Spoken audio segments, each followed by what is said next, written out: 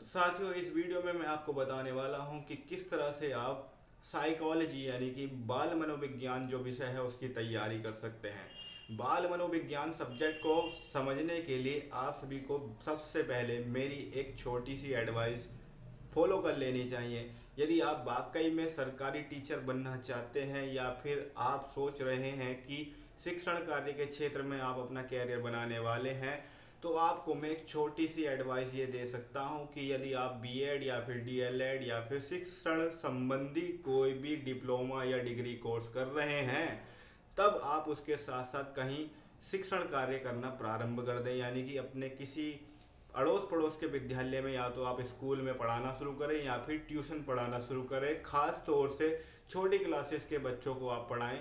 अब मैं आपको बता रहा हूं कि छोटी क्लास के बच्चों को ही क्यों पढ़ाना है। तो बाल मनोविज्ञान का मतलब है छोटे बच्चों की साइकोलॉजी को पढ़ना।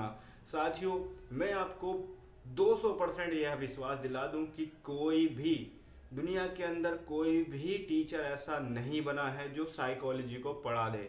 बाल मनोविज्ञान पढ़ाने का विषय है ही नहीं। इसमें आपको कोई भी टॉपिक रटने की आवश्यकता है ही नहीं। यहाँ पर आप कुछ चीज़ें कौन सी रट सकते हैं, जैसे परिभाषाएं, कोहलर, थांडाई, पावलक, यानी जो परिभाषाएं पूर्व में दी गई हैं उनको तो आप रट सकते हैं, लेकिन एक बालक के मनोविज्ञान में, उसकी मनोदशा में क्या चल रहा है, उसकी अभिवृत्ति क्या हो रही है, उसके दिमाग में किस तरह की सिचुएशन, संवेग आ रहे हैं, उसको जानने के लिए केवल और केवल एक ही रास्ता है कि आप प्रैक्टिकली करें, बच्चों के साथ संपर्क में रहें और बच्चों को क्रिया करते हुए देखें कि बच्चा किस सिचुएशन में क्या क्रिया करता है।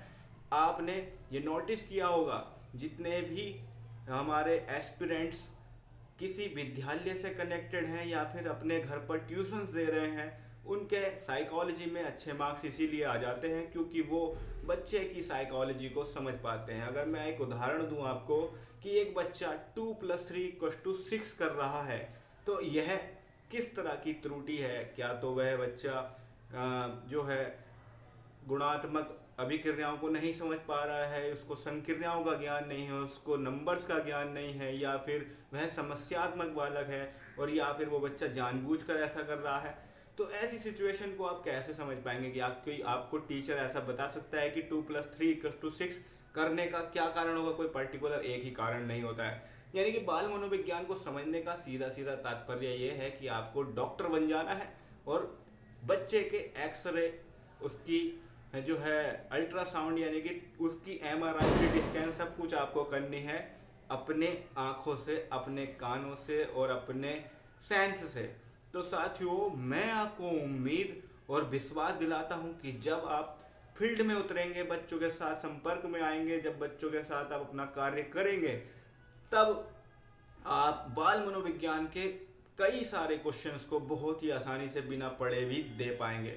और ये मैं एक बार फिर रिपीट कर सकता हूँ कि दुनिया के अंदर ऐसा कोई भी टीचर आज तक बना नहीं है जो बाल मनोविज्ञान को पढ़ा दे। आप YouTube पर बहुत सारे चैनल को फॉलो करते होंगे, बाल मनोविज्ञान के लिए बहुत सारे चैनल को आप फॉलो कर रहे होंगे, देख रहे होंगे कि बेस्ट टीचर ऑफ बाल मनोविज्ञान यानी कि बेस्ट टीचर ऑफ साइकोलॉजी। तो मैं सीधा सीधा इस चीज़ का खंडन कर सकता हूँ। क्यों? क्योंकि मुझे ये चीज़ अब तक बहुत अच्छे से पता है कि जब मेरी माँ मुझे छोटेपन में कुछ भी मेरे द्वारा हरकत होती थी, उसको समझने के लिए क्या करना होता है, एक माँ को बच्चे से कनेक्ट होना पड़ता है, उसकी संवेदनाओं से कनेक्ट होना पड़ता है, उसके मनोवृत्ति से कनेक्ट होना पड़ता है। और माँ सबसे बड़ी बाल मनोविज्ञान की विशेषज्ञ होती है।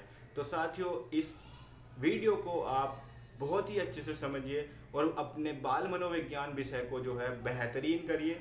आप एक अच्छे शिक्षक बनने की ओर अग्रसर हैं। तो मैं आपको अग्रिम शुभकामनाएं देता हूं कि आप आने वाले समय में, भाभी जो आज के समय में हमारे अध्यापक हैं, आने वाले समय में शिक्षण क्षेत्र में अपने आप को बहुत ही उपलब्धियों को हासिल करते हुए देखें। धन्यवाद।